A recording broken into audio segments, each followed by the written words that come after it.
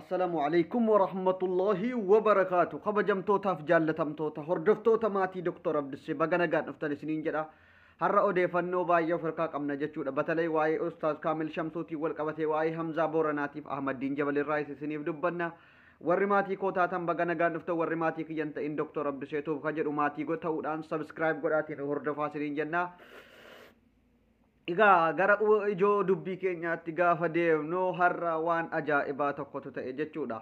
Hadha jechuun eda kaleessarraa waahiin nuti ijoollee Suudi Arabiyaatti sagalee taanu wal qabatee sagaleen keenya baay'ee dhiibbaa guddaa uumaa akka jiruu fi warri immoo mootummaadhaaf qixxirinyaa ta'anii turan gabbahanii sagalee uummanni ta'aa jiru kana dhaamsisuudhaaf yookiin ajandaa kana jijjiiruudhaaf waan baay'ee qabatanii gadi bahanii jiru. Kun immoo jara salphisa malee akka nuti sagalee ta'uu hin dhaabne dhibbaan dhibbatti irra dhaabbanne mirkaneessine itti himna jechuudha. Egaa kabajamtootaaf jaalatamtoota ilmaan Oromoo hundi keessanuu namni feesbuukii hin fayyadamne jira jedhee hin yaadu. Hundi keessanuu feesbuukii ni fayyadamtu. Warra dhiyeenya banate otoo hin taane warri waggaa 2-3 dura hordoftan waan feesbuuk irratti ta'aa turee fi waan Ustaaz Kaamil Shamsuu keessa ture bara Jarri Jawaar Mahammad mana hidhaa turanitti bara Ahmad Diin Jabal filannoo sobaa keessaa bahutti inni maal keessa akka ture filannoo IPP wajjiniin gaggeessaa ture hundi keessanuu quba qabdu. Maqaa xureessaa miti waan ragaa qabatamaa waan isin beektan filannoo sobaa irratti hirmaatiin jedhee Ahmad Diin Jabal illee hirmaachuun barbaanne qeeqa uummataa dhagahee yeroo inni keessaa bahutti Ustaaz Kaamil Shamsuudha nama yeroo sana illee mattuun bakka bu'aa jedhee filannoo sobaa sana otuu hidhamtoonni siyaasa Oromoo kumaatamaan mana hidhaa keessa jiranuu otuu Oromoon du'aa jiru IPPdhaan filannoon sun dhugaa fakkeessuudhaaf nama irratti hirmaate tokko. Lammaffaa irratti Kaamil Shamsuudha nama yeroo ajandaa wahii argame gadi bahee ajandaa kana faallessuudhaaf waan arge dubbatu akka ta'e isin hariinuu hin beektani. Dhugaa jirtu walitti himna firooman kutu dhugaa dubbachuun hundi keessanuu dhugaa jirtu jaallattanus jibbitanus liqimsuun dirqama.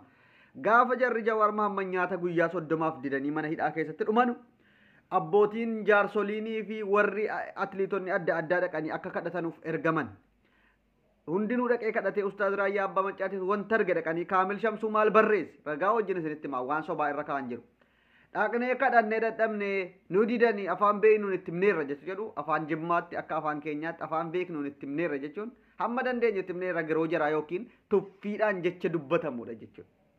Nama akkanatti Jara Jawaar Mahammad mana hidhaa keessatti akkasitti gadi bahee hamma beeknu afaan beeknuun itti himneerra hin didanii yeroo jaraati jedhee dhimma Oromoo yookiin dhimma hidhamtoota Oromootiif qanii tokko quuqamee dhaqee illeentiin jenne.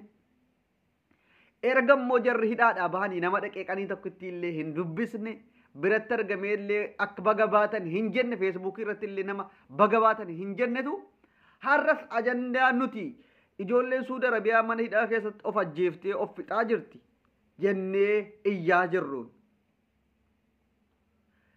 jirruun kaleessa gaafa dhiibbaan mootummaa irratti uummanni kun biyya keessaa bakka hundaa wal dhagahee hammeetu maal godha? Gabbahee feesbuukii isaa irratti wanti hariin xumuramee jira. Hundaafuu dawwaleen jira. Leencoo baatiitiifis dawwaleen jira imbaasii Suudi Arabiyaatti. Waa hundaayyuu xumuramee jira. Ijoollee Suudi Arabiyaa hin galtii obsaa waca keessan dhaabaa jechuudha. Bar dhiibbaa godhaattanu sagalee ta'attanu dhiisaa. Kanaafuu obsatu barbaachisaa dheedhee uummata kana ajandaa jijjiirsisuudhaan dhufe. Amma isa arrabsuudhaaf hin dhufne wamanni dubbataa jiruu fi koomintii isaa kennamuuf ummanni irraa dubbachuun dhufeen. Kana dhugaa jirtu walitti himnee bakka nutti dhihe buluun barbaachisaadha. Kaamil Shamsuu ergama IPP dhiibbaan nurratti godhamaa ummanni jiru waan marii biyyaalessaa amma gaggeeffamuu jedhu kanaan wal qabatee dhiibbaan nurratti godhamaa jiru kun waan kana milkeessuu dhabuu danda'a. Ummanni kun ajandaa isaa kara marii biyyaalessaa kanarratti haxiyyeeffatu waan ijoollee Suudi Arabiyaa dagatamuu qaba jecha jedhu walii galaniitiyyuu gadi bahe malee Kaamil Shamsuu quuqama ijoollee Suudi Arabiyaatiif qabaatee duuti ijoollee Suudi Arabiyaa isa gubee gadi hin baane. Gaafa jarri Ustaaz Raayyaa Abbaa Maccaa halkanii guyyaa Ustaaz Sufiyaanii wajjin Ustaaz nama meeqa Jamaal jedhanii iyyanu Kaamil Shamsuu qanii tokko barreessee hin beeku. Dhugaa walitti himuun firooman kun qanii tokko feesbuukii isaa irratti barreessee ijoolleen Suudi Arabiyaa dhumaa jirti. Qanuma tokko meedhaqaati ragaanaa fida akka Ustaaz Raayyaa Abbaa Maccaa halkanii guyyaa waahii kanaatiif itti dhimmamee dhimmi ijoollee Suudi Arabiyaa manzuumaa gaayaa baasuu nashiidaadhaan jechuudha. Waan kanatti xiyyeeffate Kaamil Shamsuu irraa argeen beeku. Gaafa uummanni sagaleedhaan mootummaa isaa jalaa qeequ qofitti gabbahee maal jedha? Mootummaa keenya na jalaan qeeqinaa maaloo nuti akkana taanee jirra. Nuti namni akkamitti quraana qoma isaarratti qabatee ilmi namaa 100,000 oliin mana hidhaatti dhumu dheengadda luukaan buduniin warri achi dhaqe mootummaa Suudiitiin otuu waliin argin akka jarri galan namni hariinuu otuu beeku inni immoo wanta hariin xumuramee jira. Yeroo dhiyootti akkana taatu maaloodha jedhee ajandaa namarraa jijjiiruu danda'a. Yoo dandeesse sagalee ta'i Kaamiloo keenya. Ustaaz Kaamil maqaa kee kabajaatiin si waamna. Ustaaz Kaamil Shamsuu Abbaa Garoo yoo dandeesse ijoollee kanaaf sagalee ta'i. Mootummaa jala galuun kee rakkoon qabu.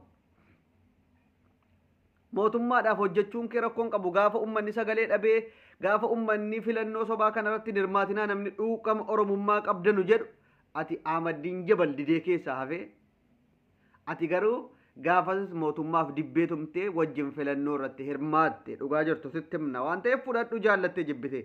Har'as gadi baatee ajannaa nuti ijoollee Suudi Arabiyaatiif ta'aa jirru kanarratti sagalee akka nuti hin taaneef dhaabaa hin jedhin yoo dandeessa akkuma callisetti callis sagalee hin ta'in ajandaa nurraa jijjiiruudhaaf galuudhaaf wanta hariin xumurameera hin jedhin wanti tokko hin jiru.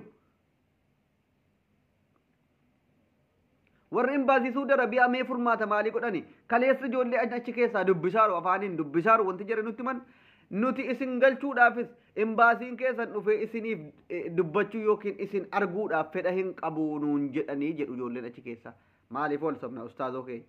Egaa kan biraatti yeroo darbinu gaafa Hamzaa Booranaadhaa mana hidhaa jiru namni sagalee ta'eef baay'een hin jiru ustaazota keessaa. Ustaazoo inni Hamzaa Booranaa yeroo mana hidhaa jiru sagalee ta'aafii ture keessaa Kaamil Shamsuu keessatti argama. Nama baay'eetuyyuu sagalee ta'aafii ture Hamzaa Booranaa Suudi Arabiyaa taa'e reediyoo daandii haqaatiin.